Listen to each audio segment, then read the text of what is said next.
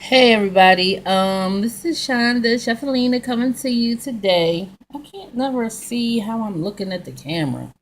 I guess filming on my phone is getting to be a little passe. But anyway, yeah, I'm still doing Being Mary Jane's review. It's kind of slow. I would say that I get more views on my Empire videos, but Empire is over, so I'm gonna have to make sure it's position right.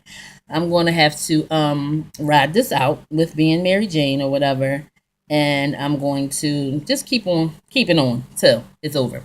But anyway, the show starts off with Mary Jane talking to what's his name, Sheldon, who is Gary Dourdan, her new love interest slash interest in working with him, getting his story, and they're just talking. And I mean, he called there just to say he was kind of back, and then they just started talking, and they had like a nice little conversation, like you do when the dude is new, when you're trying to fill each other out, trying to see like what you have in common. Like, um they played that game like they would say two things, and it was like you had to pick which one you like best. And so she said Godfather 1, Godfather 2. That was towards the end, but some of the things I was like, oh, I could see myself doing that with a guy that I've just met, or he seems intriguing to me, or he seems like somebody that I could actually be in a relationship with. So they talked for a long time, and then it was like, oh, hang up. No, you hang up. No, hang up. Why you still on the phone? Then they went on to talk for another I don't know how long, and then they finally hung up with the idea that they were going to go out to dinner. So that was that. Next scene is Patrick, her older brother, going over to pick up his daughter. I don't know if you remember last season. He was living with his kids in his or with the daughter and the girlfriend or the baby mom or whatever. I don't think they're married. And they I guess they finally moved out or whatever. Patrick went to his apartment and they got their own place. But the daughter opens the door and says that her mom hasn't been there. So she actually had spent the night and spent a couple of nights by herself. So of course, he was, a little shook up about that because she's a child. So he called Mary Jane, and Mary Jane was kind of condescending at first, but it was just like, he don't need all of that. He's already dealing with the daughter, Deja, was left by herself. And after he kind of said, listen, my daughter was left by herself, da da da da. And he was trying to say, he thinks that it is what it is, which was they both was on drugs. I think that's how they met in the rehab. So Mary Jane was just like, yeah, it may not be what you think it is. It may be, she just didn't show up and left her daughter in the house by herself. But they're trying to be optimistic, I guess. But anyway, so he asked for the number to the private investigator that they used to find him when he was out there in the streets and they didn't know where he was. And she was like, listen, I'm gonna tell you right now, it's expensive and you probably cannot afford that or whatever. So he was like, oh, just give me the number anyway. You can't afford it, Patrick. Cut it out. And I know sometimes she can talk down, but you can't afford it. She didn't actually have to say that. She could have just gave you the number and just let you go from there, whatever. But so that was that. And he went and dropped the little daughter off. But he did say to the little daughter, he was talking to her just trying to find out where the mom was. And she was just like, I don't know where mommy is or whatever. And he was like, I'm proud that you got yourself up and ready and was eating your little cereal or whatever, because she was glad to see her dad. Um, and I don't know, this little girl don't look like she could be no more than like 8. So if she's 8, she's probably in the 3rd grade. Like, really, you just gonna leave your daughter? You know what I'm saying? It was just crazy. But oh,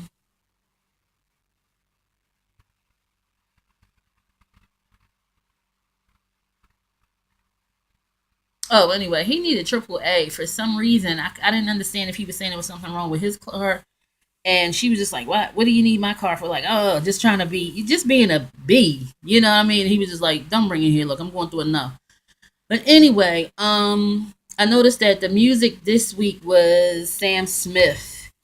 Um, that very first song that he had, I didn't know it was Sam Smith. It's called "The Latch." The Is it the latch, the hatch, the something? But they sang it in a different type of way. He sang it maybe a little slower. Oh, I can't think of it right now that I'm right in the that I'm talking about it. But anyway, So the next thing, we go to the station. Kara is getting interrupted by her ex, her kid's father, and they are going back and forth. And she's like, "Listen, what do you want from me? You got the kids. You know what I'm saying? I'm working 60 hours a week. Like, what more do you need from me?" And he's like, "I need money." She was like, "Well, maybe that." I'm gonna turn my jazz up in the background.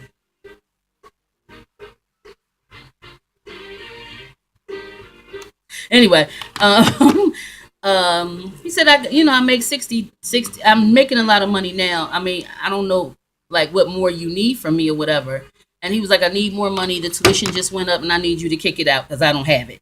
And she was like, "Well, maybe they need to go to public school." And he was like, hell no, they don't." She was like, "Why? Me and you went to public school." And he said, "Yeah, when me and you went to public school, it was a whole different ball game, and you know that." She was like, "Yeah, well, I'll talk to you later." He said, "Okay, well, yeah, get that cash, run that cash, hoe." But anyway, so as she's getting off the phone with him, they're getting signals that it has been a shooting at, I think they're in Atlanta, but the shooting was actually in Richmond, Virginia, and they get it where they switch over to it because Mark, Mary Jane's next door friend, her next door neighbor, who is also her friend that works with her, um is getting, prepared to switch over to that story. So they get switched over to the school. They find a lady who's actually has a child that's still in school. She's like in the seventh grade or whatever. Her name was Debbie. They get set Debbie all set up to talk or whatever. And she said that she was aware that her daughter was in there. That she hadn't heard from her in like 2 hours. She had texted and was like, "Mom, I'm all right. I'm hiding in the library or whatever." So they're setting up to talk to her. So they switch over because the kids were being let out or whatever. They switch over and Debbie's like, "Well, listen, the kids are being let out. I'm gonna talk to you right after my daughter comes out." Lo and behold, some DEA agents come over, or the agents come over, and they start talking to her, and they're telling her that her daughter was one of the kids that was killed. And she just starts losing it and breaking down. Everybody in the just on the TV, I mean, just in the station was just like, felt that when she was howling and screaming for her daughter or whatever. Kara was just like going into, just started kind of crying or whatever. And Mary Jane being on the other side, not knowing that they was what had just happened. She was like, "What? Well, where's Debbie? I think she was the best." She was like, "Mary Jane, just come in here. I got to talk to you." And she came in. I guess she told her because the next thing was us seeing her watching, playing it back on her own computer, watching what happened to the little girl or whatever. And it was just like so sad and just so like bringing everybody. I noticed that this episode was focused around school, like him, Patrick getting the little girl to school, Kira and the ex arguing over sending the kids to public school because she didn't have money for the tuition for the private school they was going to. um and then it was the shooting at the school, which actually made Mary Jane call Patrick and be like, "How's Deja?" Like, more on the calm and humble, because it could have at least it could as easily have been Deja's her little niece's school or Kara's two sons' school. So Kara calls her ex and was like, "Thank you for letting me speak to him," because not by now it's like getting later in the nighttime.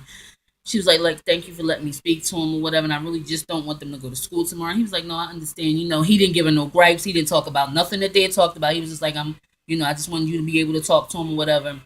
And at the end of the day, it's about them. It ain't about us bickering and trying to, screw it to each other. You know what I'm saying? Just screw each other and be nasty to each other. It's about the kids.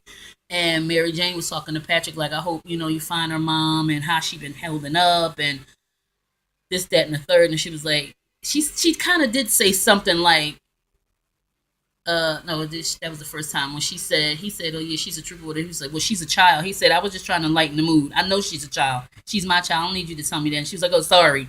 Like she had to catch herself, but she can be a real pistol sometimes. So Sheldon calls. Mary Jane gets home. Sheldon calls and was like, "Oh, I want to invite you to this dinner party. I would love for my friends to meet you. They've heard they've talked about you or whatever. I mean, I've talked about you. They know a lot about you, whatever."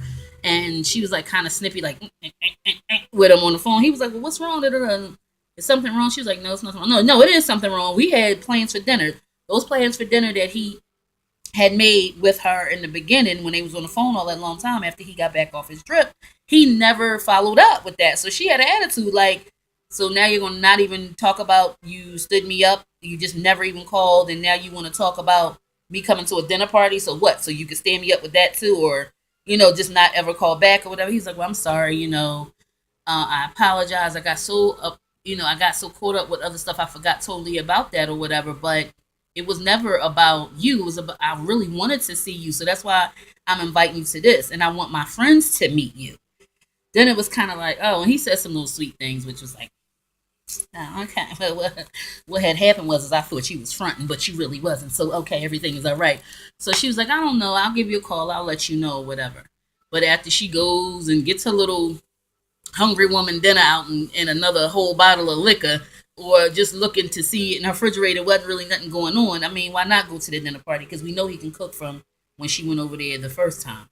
Um, so she called her next door neighbor, Mark, who's her gay friend next door, and was like, listen, I don't want to be in here. You want to be in here? You want to go to this party with me? Because he said I could bring a friend. He was like, hell yeah, we out. So they go to the dinner party. Um, Oh, I forgot to say that after Kira talked to her ex husband about the kids not going to school and just, like calming down from that earlier conversation that they had, she called Gael and asked him out. And he was like, come on, we can go to the movies right across the street from where you work or whatever. So they went out. So that's what happened with that. Um, Mark actually had a little run in earlier when before any of that happened about the school shooting. Mark didn't put his trash out. And when Mary Jane was getting dressed, and she could look, because her windows, well, I don't know if you know or not, but her windows are real big to her bedroom, so she could look straight over to like his back of his house where his trash cans and stuff would sit.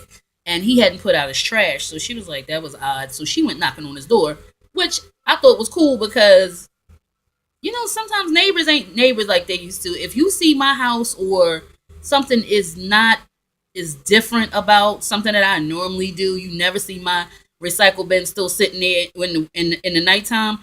Yeah, knock on my door and find out. So she went over there to find out that he was upset. The boyfriend who had broke up with him when he wouldn't acknowledge or tell his parents about him had called him and left him this message saying that he met somebody else and he was moving to London. Oh, and they have a kid in 1 month.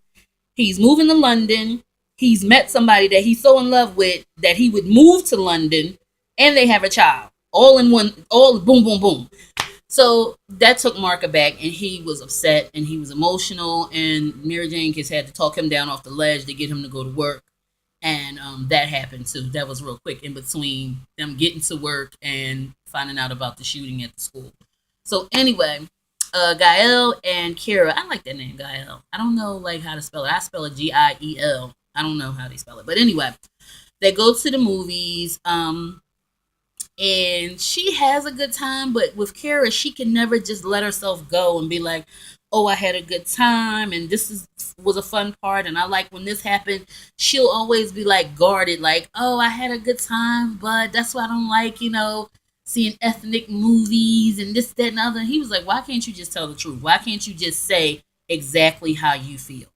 So after he says that, she kind of looks at him and she's talking about it, and she gets emotional because she was like, I don't know my place. Like, Mary Jane is doing what she's doing because she knows her place. You know what I'm saying? Her cause is what the word she was using. She said, you do whatever you do because you know your cause. I don't know my cause, and I feel lost, and I feel like I just work, work, work, work, work because I don't know.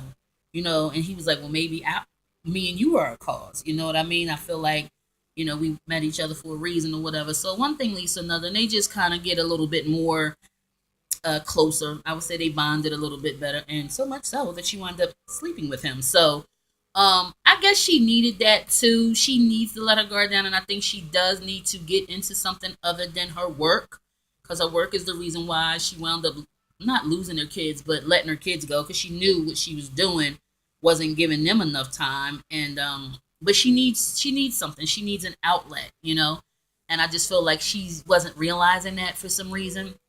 So anyway, MJ and Mark make it over to the party, and it seems to be a really nice dinner party. The friends are really nice, and they seem to know, MJ, and they're mingling or whatever. When they do get a minute to themselves, MJ and Sheldon sit down, and he's flirting with her, and he's, talking all this talk to her, and she's like,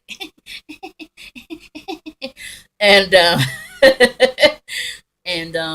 he kind of makes some real like sexual advances, but in a coy kind of way, not real like stank. And she was like, "Let me find out. Like you was playing all nice and gentlemanly, but you really a wolf." And he was like, "You know, you thought you seen me in the video? True." But anyway, Mark met this guy there at the party, and one thing led to another, and he started, talking a little suggestive to the guy, whatever, and he wound up sleeping with the guy. So in sequence, they kind of had this music playing. They showed Mary Jane talking to Sheldon, but she didn't sleep with him. But Kira getting her bum cheeky want, that's my word for it, And Mark wound up being a. I don't know if it's going to be a one night stand because we don't know if the guy's going to resurface. He could very well, but it seemed like one night standish. Like I meet you, you meet me. I'm on a rebound and I'm feeling lonely and I need to be with somebody. And the guy was kind of like flirting with him. So whatever happened, happened. And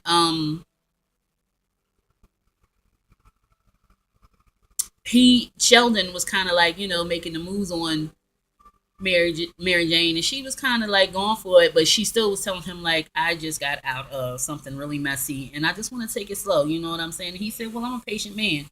You're in luck. I'm a patient man. And they made a nice toast to his friends or whatever. And it kind of went off after that. I think they did talk when she got home because she forgot to call him like most of us do. Like I always say, call me when you get home. And I'll forget that I even said that to somebody. And if they don't call, like, then I'll call, be like, why didn't you call me or whatever? But I'm good for doing that. Somebody say to me, call me when you get home. I never do. And it's a shame, but I don't. And it kind of ended off like that. But next week is going to be about race, and it's going to be about race relations and racism and racist. The man out and out calls Mary Jane a black monkey just because she got the parking space before him, and it's going to be back to that talk black thing that's going on with her job. So that's it, really. I'm gonna keep up with being Mary Jane. I'm gonna just keep at it because I mean, I don't have really anything that I want to talk about or review. Housewives, not so much. And like I just get a kick out of the reviews that Rocks and Bondi, Justin J, Sean Bradley does. I just get a kick out of that stuff, like just watching the antics of how they deliver what went on with the show. I don't really want to review it. And also, I heard Candy and Todd are having another show. I don't know. I think reality TV just kills a relationship. It could be man, woman, woman, child, brother and brother, sister and sister. It just kills it. It absolutely kills it. Now, I mean, I don't know. And it looks like Kim Zolciak and Nene may have show coming up. Did my camera just slip? Oh, okay. And it's probably something that I would not watch. I mean, I'm just one little old person, so it wouldn't make a difference whether I watched or not. But things are just getting so like, ugh. You know what I'm saying? I don't really like TV as much. Like I'll catch myself watching stuff like I said, I like Two Broke Girls. I like Mike and Molly. Just funny stuff sometimes. It don't always have to be the ratchety of ratchet or the serious of serious. But Special Victims Unit, I still watch that. Blackish, I still watch that. Some sports stuff, but not. I don't like things that I used to enjoy. I just don't like it no more. Um, Also, what else? What else? What else? I wanted to talk to y'all about. Just rate, comment, and subscribe on this video. Um, I'm not getting as many comments as I used to, but again, I'm gonna keep it moving. I'm still gonna talk about it. So, thank you for watching. Peace. Hair grease. No release. No hesitation. And no relation. Why did I just go into hands up to 85? I don't know. But anyway, see you later. Bye.